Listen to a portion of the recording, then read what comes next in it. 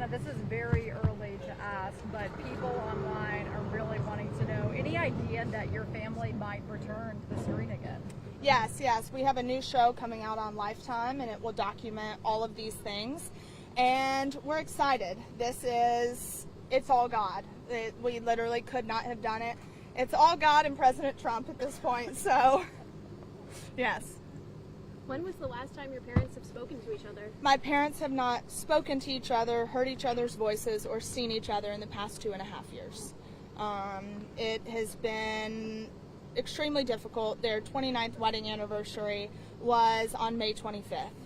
So we're only a few days out from that. So when they reunite, we're going to celebrate anniversaries, birthdays, Christmases, all the things, because we're going to make up for the lost time. But I wouldn't have it any other way, honestly. The past 2.5 years has taught me so much, and I am a privileged white girl. I didn't know that there was a system that operated this way.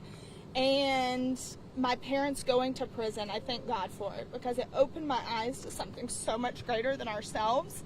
And it opened my eyes to the men and women that are in this system that need people to fight for them. And this doesn't just stop with my family. I'm going to get my parents home, and I will be back in D.C., and I will continue to fight for these men and women and reforms, and especially for women in the system. We need more bills in front of Congress, and we need to make sure that these individuals are rehabilitated, and we're giving them proper tools to succeed, because right now we just aren't. What do you anticipate the process being like when you go in there?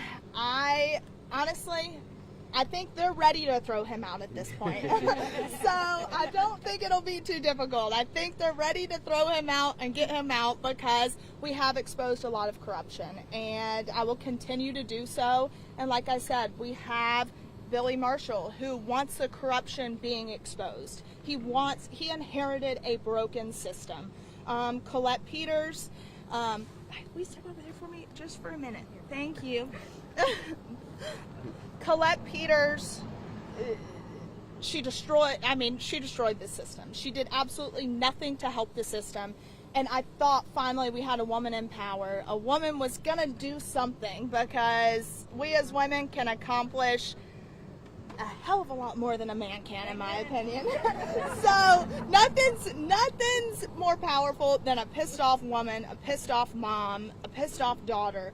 And that's what got me to where I'm at. So Billy Marshall, I hope he and Josh Smith are going to change the system. And I believe they will. I know they will.